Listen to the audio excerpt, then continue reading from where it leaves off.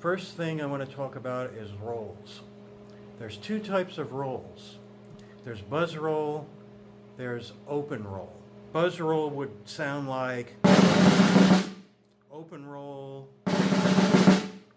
This piece should be all buzz rolls since it's concert.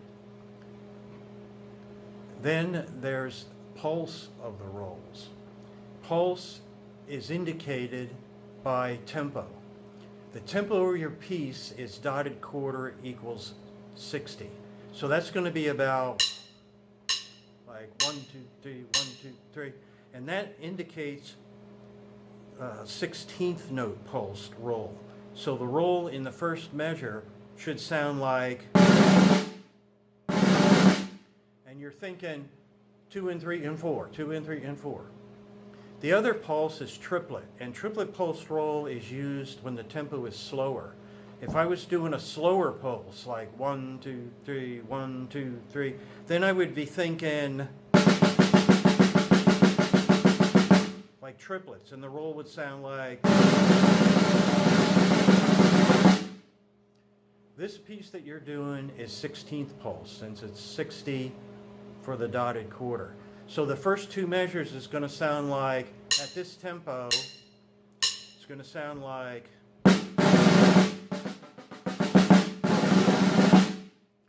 that last roll, second measure, 4 and 5 and 6 and 1. Next thing, the roughs, closed, buzz, and again, because it's a concert piece, the only rough that is open in this piece is the 4-stroke rough. So the concert rough, which we have for the first time, last measure, second line, buzz on that. That measure, last measure, second line, like rudimentally you would open those two grace notes up. Concert, you buzz it. So the next line, the second beat, second eighth note, 4-stroke rough, which sounds like you aim for the downbeat. So if I was to play the last measure, second line, first measure, third line, it's going to sound like.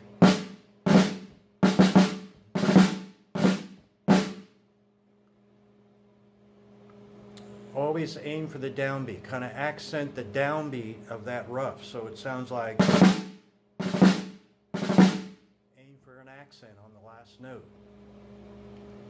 Then you have the flams, and you want to try and play your flams all the same sticking, and the reason there is you're hitting the same part of the drum and it sounds the same. If you alternate, a lot of times the sound is high low, and it sounds real uneven on a tape or to a judge at a distance or an audience at a distance. So the sound of the flam should be like,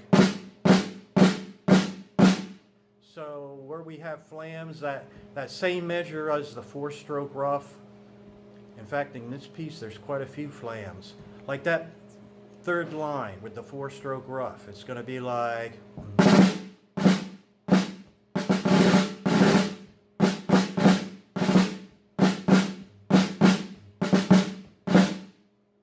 Last two from the end, measure. 2 flams in a row, same sticking.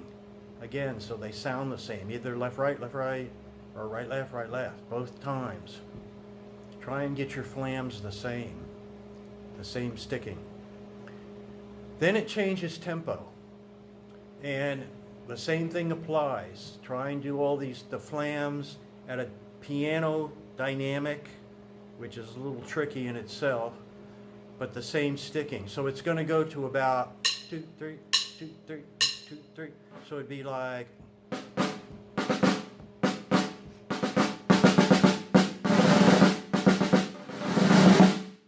It's still a 16th pulse roll. Try and do the flams, the same sticking.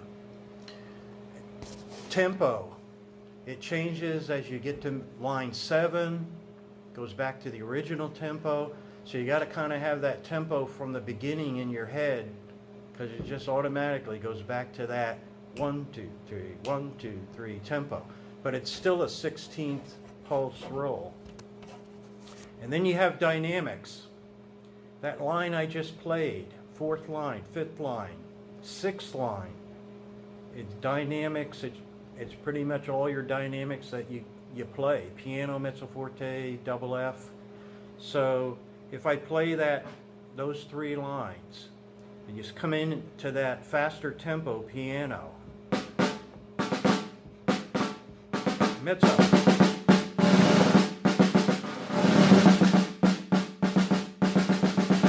double F, piano, mezzo. That last line goes double F, piano, forte.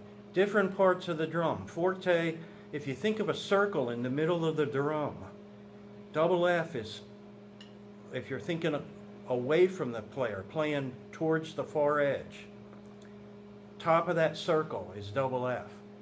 And then middle of that circle, middle of that area, going towards the edge is mezzo forte. On the edge of the drum is piano. You always play going away from the player on snare drum, and piano would be right on the edge. So that line 4, double F, piano, forte. So it'd be like,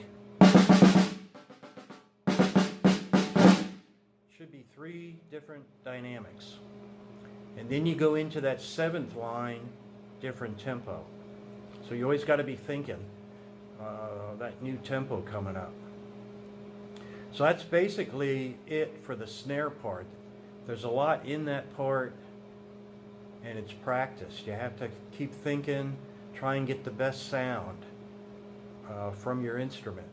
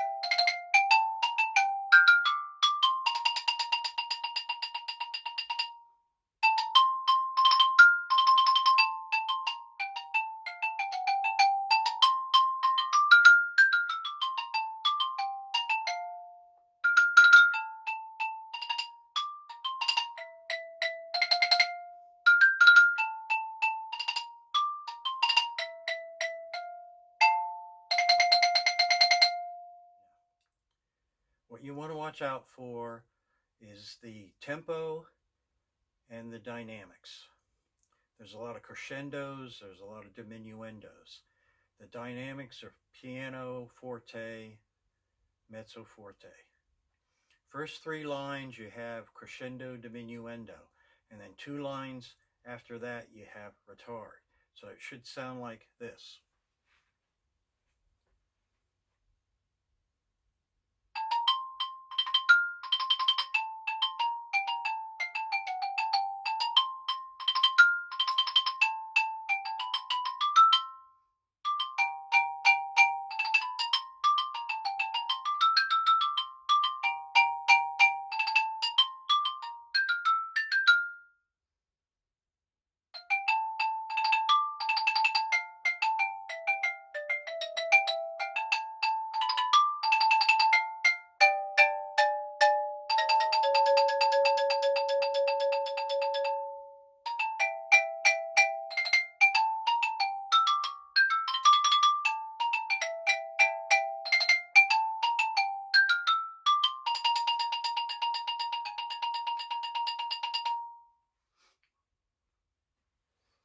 So there's a lot of ups and downs in there.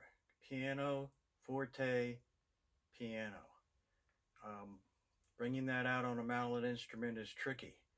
So you just have to concentrate on stick heights, which it would be low stick height for piano, high stick height for forte. And tempo is around 144. Um, I believe I was pretty close to that. So watch for that. A lot of times they'll judge on that. Mallet, I'm using a innovative mallet F9, not acrylic, not real soft rubber. It's kind of a medium. The xylophone here is what they call acoustalon. Um, it's a synthetic, it's not rosewood, so it's a pretty loud instrument. Depends on the type of wood that you have to the sound you're going to get. So what you want to do is probably do a demo tape and listen for the sound you get from your instrument, because of the different wood. If you have rosewood or keylon, you're going to get a different sound.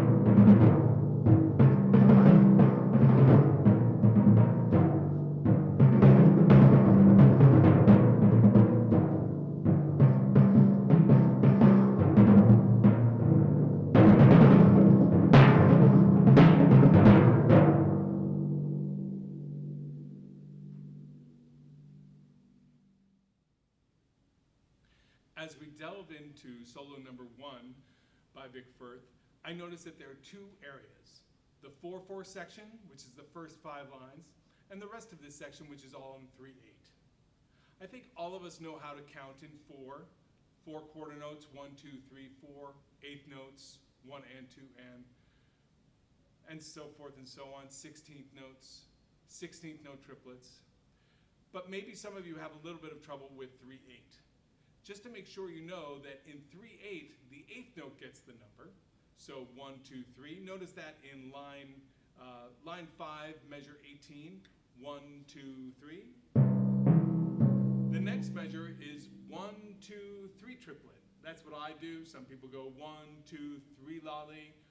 Whatever you use, 1, 2, 3 triplet. Okay? 21 and 22, 1, 2 and a 3, 1, 2 and a 3. 1, 2 and a 3.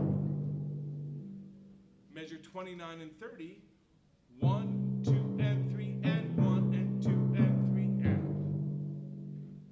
So that's not that hard. However, this is a fairly difficult piece because of some of the things that happened earlier. So when I play this piece, instead of starting from the beginning and probably playing a little bit too fast, I concentrate on the hardest parts, and that's what I want to give you some tips on. First of all, something easy. I find that playing measure 9 and 10, instead of with the right hand, starting with the left, leads all the way down the drums.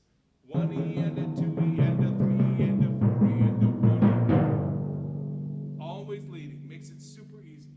Now I studied with Vic Firth, he was my teacher in grad school, but I will tell you that the next measure, measure 11, 13, and, well, 14 is good, but 11 and 13, I don't play the way he plays it. I actually start with the left hand.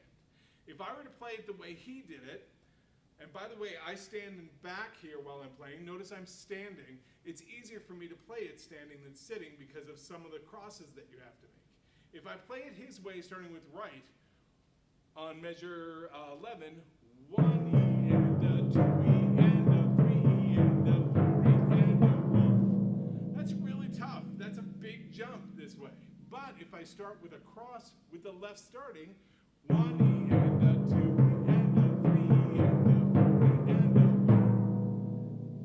that seems like that makes a lot better sense to me. Same thing with the next measure, except for beat 3, when I actually put a double right in on the E and of 3. I'm going to play it really slowly here. 1 E and a 2 E and a 3 E and a. So again, 3 E and a 4 and 1. One last time. 3 E and a 4 and 1. Put it all together and we get this. I'm going to play measure 11, 12, and 13 quite slowly. 2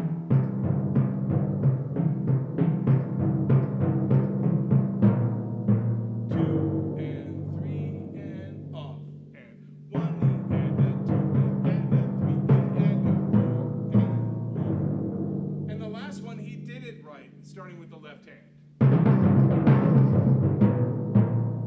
So that's 3 triplet and triplet, 4 triplet and triplet. The next part I find kind of difficult is measure 33 and 34 and 35. If I play it on snare drum, it just sounds like this.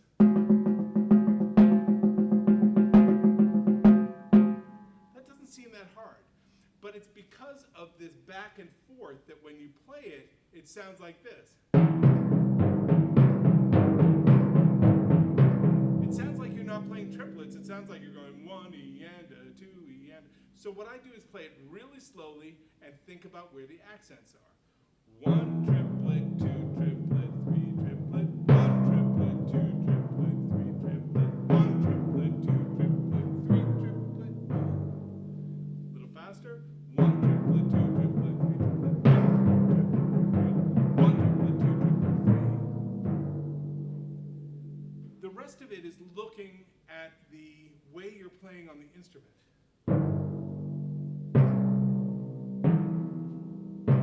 Always looking for the most beautiful sound you can get.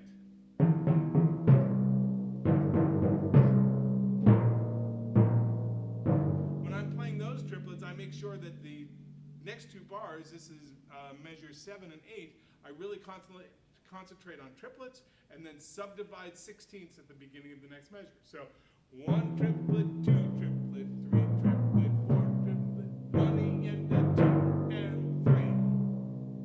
By doing that, I'm really accurate.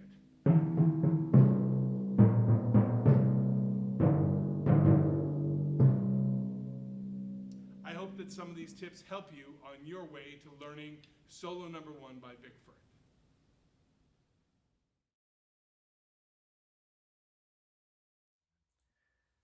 Snare drum.